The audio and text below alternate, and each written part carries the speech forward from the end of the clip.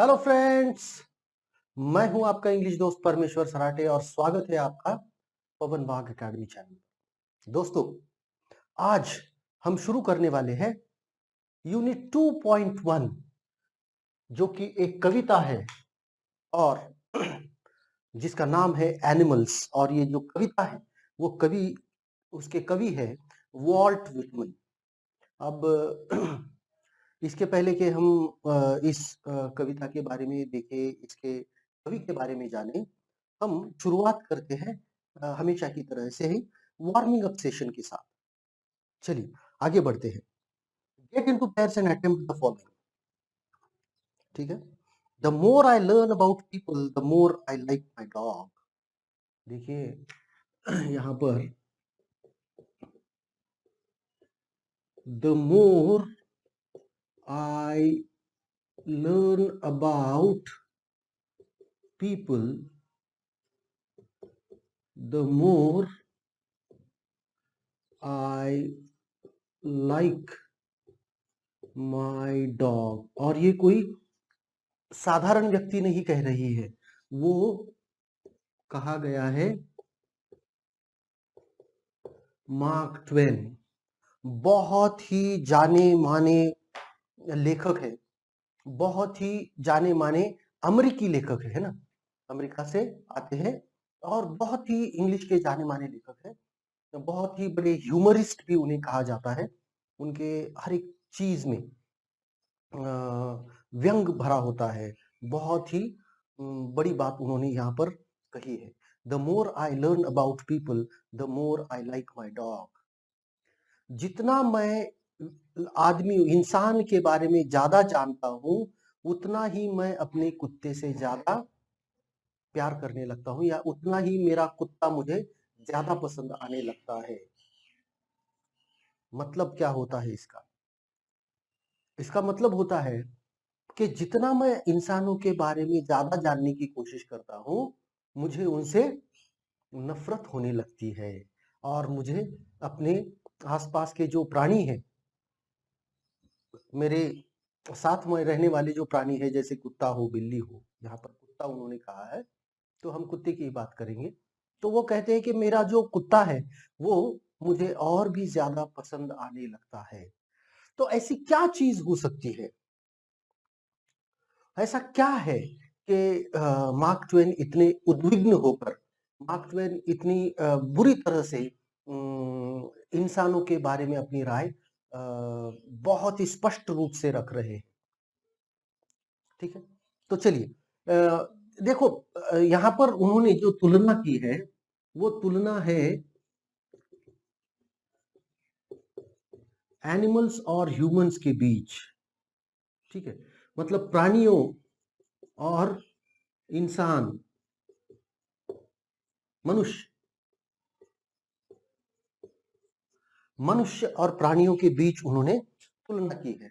अब ये तुलना कैसी है? ये तुलना इस तरह की है कि वो कह रहे हैं जितना मैं उनके बारे में, जितना मैं मनुष्यों के बारे में, जितना मैं इंसानों के बारे में ज्यादा जानने की कोशिश करता हूँ या ज्यादा जान जाता हूँ, उतना ही मैं प्राणियों से ज्यादा प्यार करने लग जाता हूँ। इसका मतलब ये हो रहा है कि आदमी के अंदर छुपे जो दुर्गुण है ना, इसका मतलब ये हो रहा है कि आदमी के अंदर जो दुर्गुण है,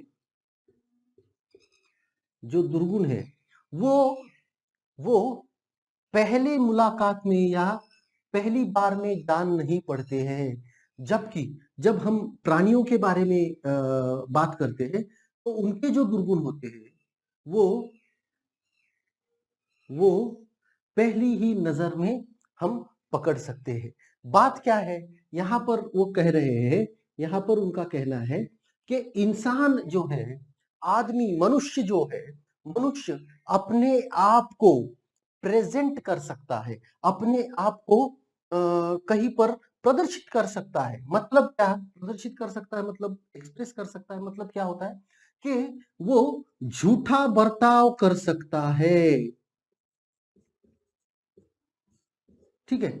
मतलब आदमी के अंदर ये जो दुर्गुण है, सबसे बड़ा दुर्गुण अगर कोई है तो झूठ है ना। ये सबसे बड़ा दुर्गुण इंसान के अंदर है कि आदमी, जब आप किसी से पहली मुलाकात करते हो तो शायद वो आदमी, वो इंसान आपको पसंद आता हो, अरे कितना अच्छा आदमी है। आपकी एक राय बन जाती है, आप कहते हो अरे कितना बहुत बढ़िया आदमी है, कितना अच्छा इंसान है, कितना नेक दिल आदमी है, ऐसा आप कहते हो। पर उसी व्यक्ति को अगर आप थोड़े और जानने की कोशिश करते हो, तो धीरे धीरे होकर के उसके कुछ दुर्गुण आपको नजर आने लगते हैं, और फिर आपकी जो राय उसके बारे में पहले बनी थी वो थोड़ी बदलना शुरू हो जाती है। और फिर आप हो सकता है कि अंत में जाकर के, जहाँ पर आप कह सकते हो कि वो तो बहुत ही बुरा इंसान है। मतलब ऐसा हो सकता है, क्यों हो सकता है? क्योंकि मनुष्य अपने आप को क्या कह सकते हैं, अलग दिखा सकता है। मनुष्य अपने आप को वो जो है उससे अलग वो दर्शा सकता है, अपने आप को अलग बता सकता है, अलग दर्शा सकता है, अलग दिखा सकता है। पर प्राणियों में ये चीज नहीं होती। वो तो जैसे है वैसे ही दिखते हैं। उनके अंदर दिखाने का या फिर किसी को कुछ क्या कहते हैं, इम्प्रेस करने का, किसी को रिझाने का, ऐसा कोई उनके अंदर गुण नहीं होता है। उनको, वो जो हम उनको देखते हैं, वो अपने गुण दुर्गुणों के साथ हम उनको देख लेते हैं। ठीक है। तो ये फर्क बहुत ज्यादा है, ये बहुत बड़ा फर्क है। ये फर्क इतना बड़ा है कि इंसानों की तुलना में प्राणी कभी-कभी अच्छे लगने लग जाते हैं। क्यों? क्योंकि हमें इंसानों के बर्ताव के बारे में जब पूरी तरह से पता चलता है, तो फिर हम दुखी हो जाते हैं और हम प्राणियों से ज्यादा प्रिय, प्राणियों से ज्यादा प्यार करने लगते हैं, प्राणियों को ज्यादा प्रिय मानने लग जाते हैं। ठीक है। तो इस तरह से इस बात को मार्क ट्वेन ने कहा है ना। तो वो कहते हैं कि भाई प्राणी भी जो होते हैं, एनिमल्स जो होते हैं, वो इंसानों से कई बेहतर होते हैं, ऐसा उनका मानना है। ठीक है। चलिए अब आगे बढ़ते हैं दूसरे सेंटेंस के साथ, जो है कि जहां पर कुछ गुण, वहां पर कुछ क्वालिटीज दी गई है ना। इंसानों के कुछ गुण, प्राणियों के कुछ गुण, ऐसे अलग अलग वहां पर गुण दिए गए हैं, एट्रीब्यूट्स और एबिलिटीज, है ना, ये दिए गए हैं। और उनको हमें क्या करना है? उनको हमें एक तो इंसानों के गुण है, या एनिमल्स के या प्राणियों के गुण है, या फिर कॉमन है ना। अगर कॉमन होंगे तो यहाँ यहाँ पर हम लिखेंगे, सिर्फ इंसानों में पाए जाने वाला गुण है तो यहाँ लिखेंगे, और प्राणियों के बीच में पाए जाने वाला गुण है सेल्फ कंट्रोल। सेल्फ कंट्रोल कहां पर दिखता है?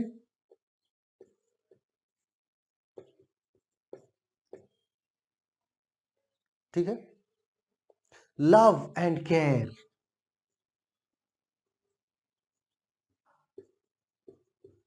प्राणियों में और इंसानों में दोनों में भी प्यार की भावना, एक दूसरे का एक दूसरे को संभाल लेने की, या फिर एक दूसरे की क्या कहते हैं, चिंता करने की जो भावना होती है, वो दोनों में भी पाई जाती है। गुड मैनर्स,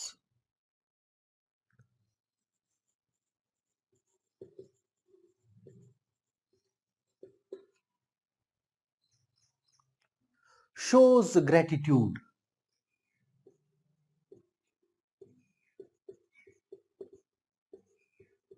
ठीक है।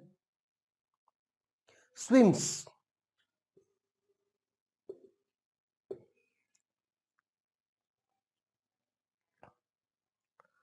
Worships God.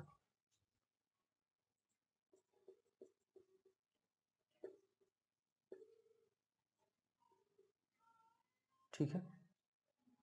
Stands up immediately.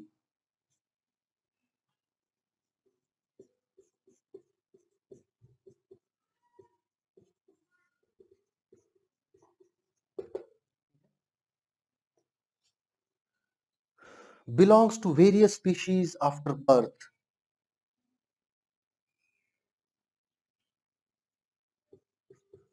belong to various species after birth, है ना। मतलब प्रजातियां होती है ना, अलग अलग कुत्ते की जो प्रजाति होती है उनको हम communicates both,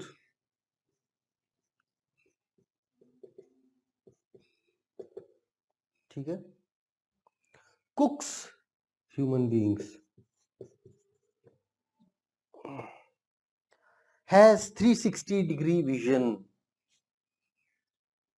has 360-degree vision,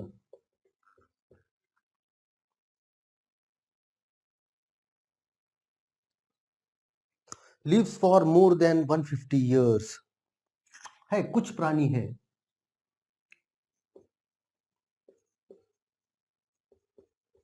more than 150 years, learns computing,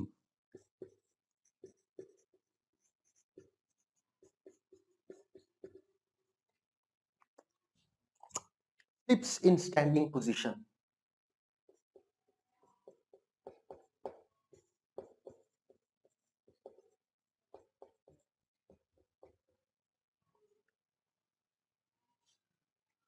brings up children.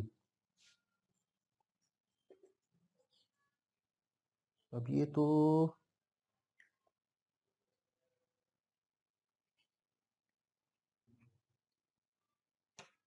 दोनों में भी वैसे पाया जाता है ना, दोनों अपने अपने बच्चों को बड़ा करते हैं, ठीक है।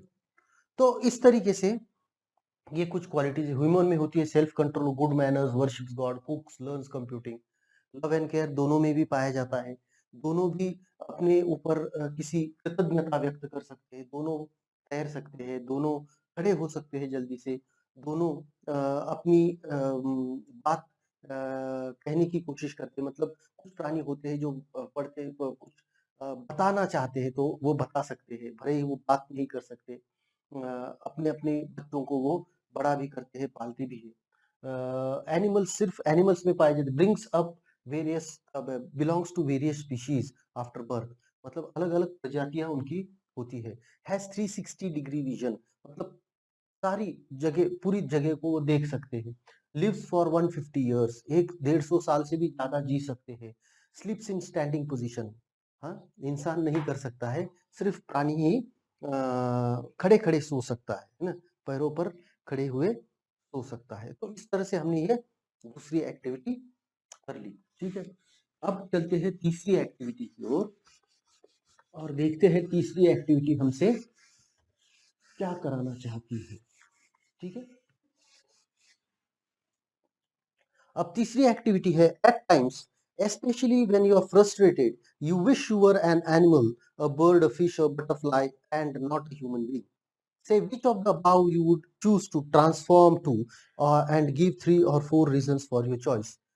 देखिए, कभी-कभी जीवन में इस तरह के मुकाम आते हैं, इस तरह की घटना घटती है कि हमें ऐसा लगने लगता है कि काश हम इंसान नहीं होते, काश हम मनुष्य नहीं होते और हम कोई मछली होते या कोई तितली होते या फिर कोई एक पक्षी होते या फिर कोई प्राणी होते। ऐसा हमारे मन में विचार आता है। तो आपके मन में ऐसा क्या विचार आता है? आपके मन में ऐसा क्या विचार आता है कि आपको इन चारों में से क्या प्राणी, पक्षी, मछली या फिर तितली क्या बनना चाहोगे और क्यों वही प्राणी या पक्षी या कोई चीज आप बनना चाहोगे? हाँ? तो चलिए, I wish I could be. अब देखिए ये आपके लिए है, ये आपको आई कुड बी अ, ठीक है, कुछ भी हो सकता है। अब मेरे हिसाब से अगर मुझे पूछोगे तो मैं कहूंगा बटरफ्लाई। अब इसके दो तीन तीन या चार कारण हमको देने हैं, ठीक है। कि देखिए तितली क्यों तितली मैं बनना चाहूंगा, नंबर एक, क्योंकि वो इट इज कलरफुल, क्योंकि बहुत रंग बिरंगी होती है, बहुत सारे रंग अपने ऊपर लिए घूमती रहती है, तो बहुत अट्रैक्टिव दिखती है ना। इट इज वेरी अट्रैक्टिव, है ना, मतलब कोई भी उससे no burden of family and earnings, है ना। मतलब पैसे कमाने का कोई झंझट नहीं, या फिर कोई आपका आपको किसी की जिम्मेदारी लेने की जरूरत नहीं। सब चीजों से आप उबर सकते हो, सब चीजों से आप परे हो, है ना। और आखिरी कारण मैं इसके लिए दूंगा कि ऑलवेज एंजॉयज नेचर, ठीक है। हमेशा के हमेशा के लिए वो प्रकृति के सानिध्य में रहती है ना।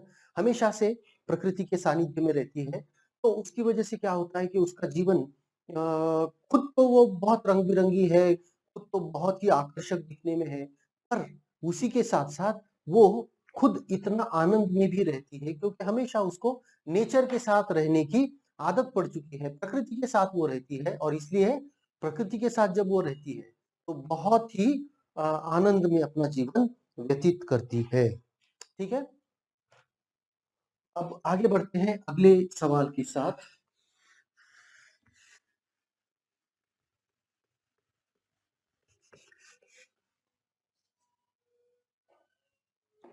We come across many animals in our vicinity. We have also read about different animals in books. Make a list of all animals that fall under various categories. One is given for you. चलिए, अब कुछ animals है जो अलग अलग categories उनकी बनती है। एम्फीबियन, देखिए एम्फीबियन, एम्फीबियन कौन है? फ्रॉग। एम्फीबियन का मतलब क्या होता है कि जो प्राणी पानी में भी रह सकती है और जमीन पर भी रह सकती है, उसे कहते हैं एम्फीबियन। मैमल, उसको शायद हिंदी में सस्तन प्राणी कहते हैं। मैमल का मतलब होता है कि जो अपने बच्चे को जन्म देता है, अंडा नहीं देता, जो बच्चे को जन्म देता है, इस तरह का प्राणी, काऊ, ठीक है। उसके बाद में वाइल्ड एनिमल्स मतलब जंगली प्राणी, लायन, ठीक है। उसके बाद में एक्वेटिक एनिमल्स, एक्वेटिक मतलब जो पानी में रहती है,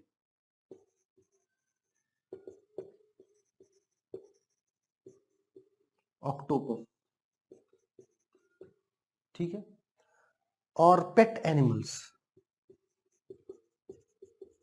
मतलब पालतू जानवर, तो क्या है उसमें? कैट, ठीक है। अब इसमें क्या करना है, इसको हमको कुछ और प्राणियों की जोड़ इसमें हमको देनी है।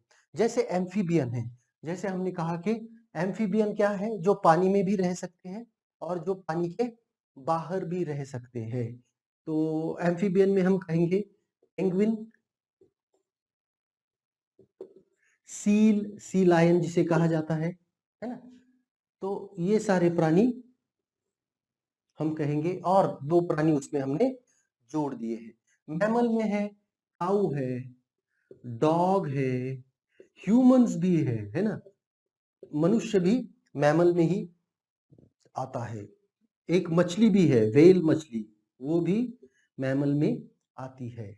वाइल्ड एनिमल्स में लायन, टाइगर, बेर, उसके बाद में बहुत सारे प्राणी हैं। क्या अब इसकी लिस्ट अगर हम करने जाएं तो बहुत बड़ी लिस्ट हो सकती है ना।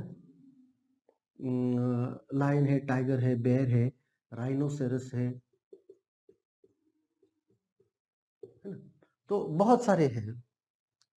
उसके बाद में एक्वेटिक एनिमल्स जो पानी में रहती है, ऑक्टोपस है, फिश है ना। उसके बाद में पानी में और क्या रहता है? इसमें एक और जोड़ सकते हैं हम, इसको हम कह सकते हैं टर्टल, है ना। ये पानी में भी रहता है ना। ऑक्टोपस है, फिश है। उसके बाद में फिश की भी बहुत सारी प्रजातियां आती है, जैसे शार्क है, डॉल्फिन्स है ना। उसके बाद में पानी में और क्या रहता है? ऑक्टोपस, फिश, सेलफिश, है ना, जेलीफिश, जेलीफिश ये अलग प्रजाति होती है ना। ठीक है, चलिए अब पेट एनिमल्स में क्या है? पेट एनिमल्स में देखो, डॉग है, कैट है, उसके बाद में पैरट है ना, बर्ड्स में आता है पैरट, पर ठीक है कोई बात नहीं है, उसको भी हम इसमें इंक्लूड कर सकते हैं। तो इस तरीके से हमें अलग अलग प्रजातियों के प्राणियों के बारे में यहाँ पर जानकारी मिल चुकी है। ठीक है, आगे बढ़ते हैं। अब हम आगे बढ़ेंगे हमारे कवि के साथ और कवि के बारे में हम जानेंगे। तो देखते हैं कवि के बारे में हमें क्या जानकारी दी गई है। कवि है वॉल्ट व्हिटमन। देखिए, जब ये नाम, पता नहीं कि आपने ये नाम सुना है कि नहीं सुना है, पर वॉल्ट व्हिटमन ये इंग्लिश साहित्य में बहुत ही जाना माना नाम है। वॉल्ट व्हिटमन ये एक अमेरिकन कवि है।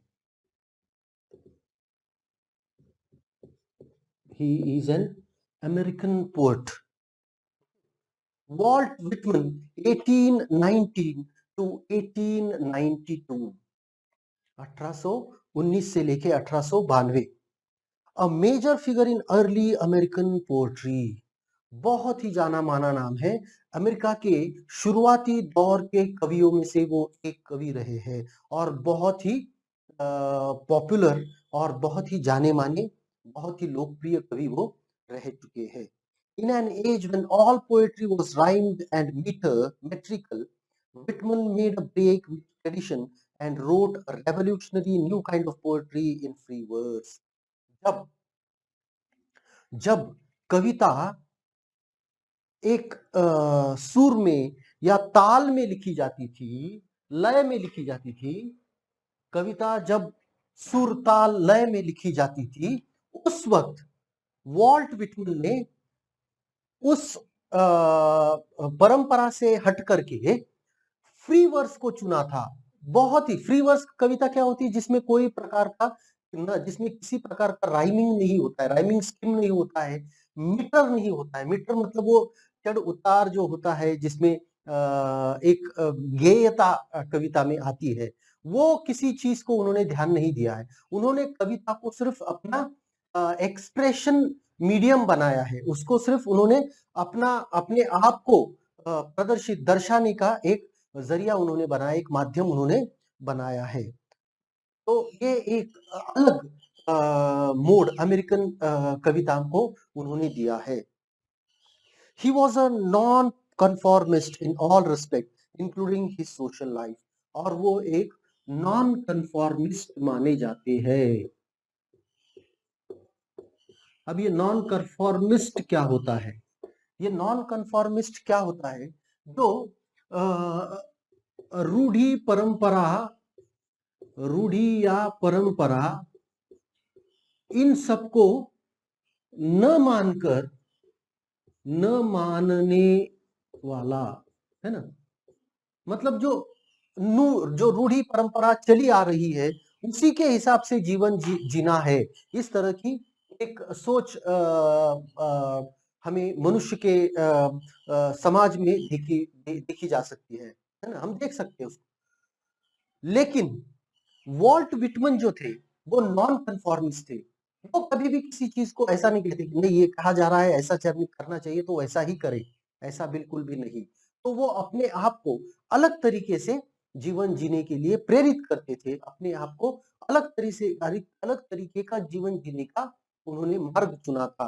जो कुछ भी रूढ़ी या परंपरा चले आ रही थी उसको उन्होंने नहीं माना, उसको उन्होंने ना मानते हुए अलग अपना रास्ता चुन लिया है। और ये सिर्फ कविता के बारे में नहीं है। देखिए, कविता के बारे में भी आप देख सकेंगे कि जब कविता एक मीटर में हुआ करती थी, कविता एक राइमिंग स्कीम में हुआ करती थी, तब उन्होंने एक अलग मार्ग चुना। क्यों? सारे कवि अगर वैसा लिखते तो मुझे भी वैसा ही क्यों लिखना चाहिए? जरूरी तो नहीं है। तो फिर मैं क्या करूंगा? तो मैं ऐसी कविता लिखूंगा जिसको कोई भी राइमिंग स्कीम नहीं है, जिसको कोई भी मीटर नहीं होगा, वो सिर्फ एक्सप्रेशन मीडियम बनेगी मेरी। तो ये एक चीज में हम वो देख सकते हैं कि वो रूढ़ी परंपरा तोड़ने वाले, न मानने वाले से भी ज्यादा तोड़ने वाले हम उनको मान सकते हैं। The poet tells us that he feels more at home with animals then humans. और इस प्रस्तुत कविता में वो कह रहे हैं कि वो प्राणियों के साथ बहुत ज्यादा अच्छे तरीके से जीवन जी सकते हैं इंसानों के मुकाबले। इंसानों के मुकाबले प्राणियों के साथ ज्यादा अच्छा जीवन वो जी सकते हैं, ऐसा वो खुद कह रहे हैं। What he finds complicated and falls, क्योंकि इंसान जो होते हैं वो बहुत ही कॉम्प्लिकेटेड और फॉल्स होते हैं, मतलब झूठ होते हैं, ऐसा वो कह रहे हैं कि इंसान जो होते हैं वो बहुत ही ज्यादा झूठ होते हैं, बहुत ही ज्यादा फॉल्स होते हैं, और इसी के साथ साथ वो बहुत ही ज्यादा कॉम्प्लेक्स होते हैं, कॉम्प्लिकेटेड होते हैं, समझने में बहुत ही मुश्किल होते हैं, ऐसा वो कह रहे हैं। तो ये कविता उन्होंने लिखी है। तो इस कविता की शुरुआत हम अगले वीडियो में करेंगे। पर आशा करता हूँ कि ये वीडियो जो है आपको पसंद आया होगा। पसंद आया है तो लाइक कीजिएगा, दोस्तों के साथ शेयर करना मत भूलिएगा, और पवन वाग अकेडमी को सब्सक्राइब जरूर कीजिएगा। Thank you, good bye.